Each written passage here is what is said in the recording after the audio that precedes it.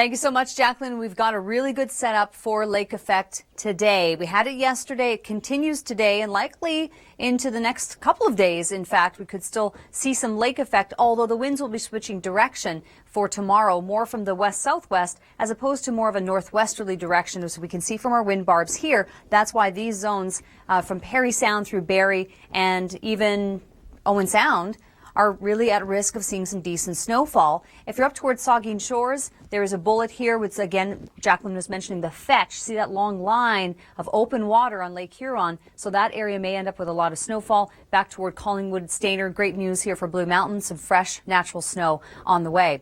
But it is going to be an issue in northern Ontario as well, eastern Superior Shores, and that's because of, again, that westerly flow. Keep in mind the air is so cold coming in over those relatively warmer bodies of water, which are still open, wide open, with no ice cover on them. And so we have that potential. But see how the winds now are shifting. Tomorrow it's more of a west-southwest wind, and these little troughs are coming through as well with a little bit of flurry activity associated with them. So in Toronto, just as we had yesterday evening, a few very light flakes of snow falling through the sky, -6 for this evening again in Toronto. And the temperature tomorrow being New Year's Eve, those of you hitting the town tomorrow night, I think wind chills will be around -12, -15. So that's what you'll have to dress for as you make your way, say, lining up to get into a club and that kind of thing. So it's going to be definitely a cold one tomorrow.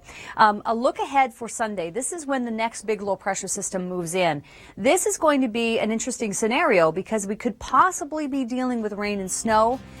Depends on the track. Bit too uncertain to say definitively. I think that we need to watch this very closely because a temperature difference of even a degree will dictate whether we get snow or rain or a mixture. And so it is really a developing situation. The low pressure system right now is situated over the northern portions, or rather western portions of the continent. Hamilton on Friday, a little bit of light snow coming your way as well. Up some snowfall. Collingwood, great news for Blue Mountain as we really get some nice natural snow to come into that region. It's all because we have these westerly or northwest winds and a good fetch over the open waters of Lake Huron, for example, and Georgian Bay. So those winds picking up, and of course the air is cold enough to support that lake effect snow. So that's the situation that we're in today and likely through tomorrow. The winds will shift direction, though. See how they're more from the south and west? That's possibly going to result in some snowfall. We saw a little bit earlier down toward Niagara Falls, but maybe a little bit more tomorrow as well. Just something to be mindful of. So when we look at our map of the snowfall forecast for now through Wednesday night, we can see the bullets here. So some of these areas picking up in excess of 15 centimeters of snow, maybe around Saugeen Shores there, so Port Elgin, Southampton, those regions, and then eastern Superior Shores too, picking up lots of snowfall. Will there be snow in Toronto? It's possible, just like yesterday, maybe a few flakes through the sky, but we're not really looking at much accumulation for Toronto. Then as you head further north, that probability increases because of obviously the proximity to where the squalls and the lake effect are happening. So what's happening here is we've got two different low pressure systems. Watch what happens. One from the west, one from the south. They're coming together here over Ontario and then moving off into the east behind that ridge of high pressure, which is Arctic air. This is going to be an interesting scenario. We're looking at impactful weather as we head to the weekend, but in what form? Will it be rain and snow mixed together? Will it be all snow? A little bit uncertain in terms of the track, but at this point, when we look to Friday, it looks like snowfall, and that's going to be the trend as we head in to the rest of the weekend. Thank you so much, Chris. And don't we all feel like we have received the longest winter ever? Sometimes it feels that way. Well, so far in the month of December hasn't been, I don't think, all that bad, frankly, in southern Ontario. Things are changing, though. There is going to be a spell of Arctic air for us next week. For the time being, we have favorable conditions for snow squalls, and that's why we have a watch in place from Environment Canada. When we look at our snowfall totals and this map that was drawn from our meteorologists, we can see that there are some bullseyes here of white between 15 and 25 centimeters of snow north of Sault Ste. Marie, so the eastern Superior Shores, back toward Port Elgin, Southampton, Sauble Beach is in there, and then back into Collingwood, north of Barrie. Yeah, we're getting some decent amounts of snowfall between today and late tomorrow. The winds are going to shift direction. Today they're predominantly from the west and northwest, and then tomorrow they'll be more from the southwest along the lower lakes. That could result in some decent snowfall, though, around, say, Niagara Falls and through Welland. Places further south of Toronto and Hamilton could get some snowfall, but those winds will be channeling right along the open waters of Lake Erie and Lake Ontario tomorrow. So we'll have to watch Prince Edward County. It's always a typical area to get some decent snow because the conditions are favorable with regard to the air aloft and the air over the relatively warmer waters of the Great Lakes, and we have that nice spread of at least 13-degree difference, and that's why it's favorable. Toronto this evening, a few flakes of snow through the sky. It's going to be a big snowfall for us in Toronto or Hamilton until the big changes come. This is the next low pressure system that is on the way, the next big storm really, and looking ahead to Sunday, it should be situated right over us. This will be a high impact storm, but to what degree is a little bit uncertain. We'll have much better determination of that beginning tomorrow, and then following those computer models as we step through the rest of the week into the weekend, we're going to see some changes on this. I'll be honest with you. So I think we need to be watching our 7-day forecast and your local forecast every 10 minutes on the 10s very closely for those subtle changes that are likely coming our way. In Hamilton on Friday, at this point calling snow, but again, with the track of the low, we may see some changes in that. It could be a situation where Barrie's getting snowfall, but Hamilton is getting some ice pellets or some freezing rain. So definitely a storm to watch later this week.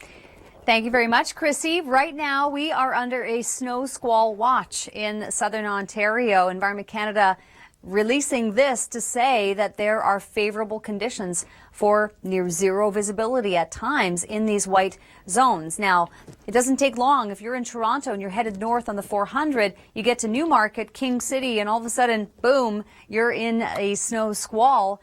There are going to be some problems on some of these roadways. So we need to be mindful of the conditions out there because it can be creeping up on us very quickly. The sustained winds, well, I mean, the winds are going to be picking up in strength throughout the evening, we expect, and overnight. They'll be from the west predominantly and then changing direction to more of a southwesterly along the lower lakes tomorrow. So we may see some new watches, or perhaps in different zones affected by snow by the time we get to tomorrow. This afternoon, Toronto -3. It'll be -6 in Kingston and -16 in North Bay. It's cold up there for sure. Toronto this evening, a few flakes of snow just falling lightly through the sky. Shouldn't be a problem. Not looking at much for snowfall accumulation.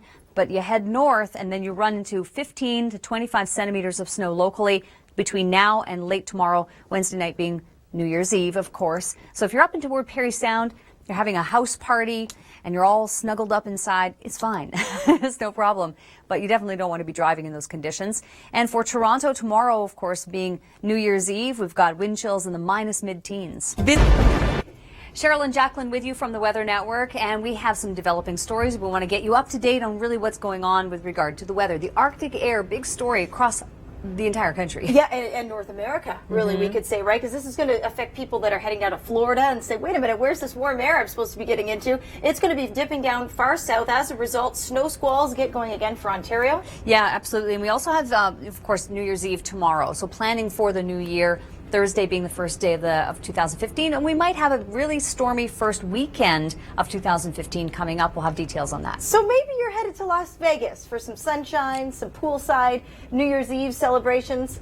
No, probably not going to happen. You're probably going to be dealing with some of that. Can you believe that was in 2008, the last time they saw accumulating snow? That is amazing. And you know, when we look at our map here, the forecast for Wednesday, look at Las Vegas, 4 degrees. Now that is a daytime high. For Las Vegas to be 4 degrees, yeah, really, you know, it's pretty amazing. But then by the evening, and you made a good point off air, Jacqueline, that you can easily get some snow.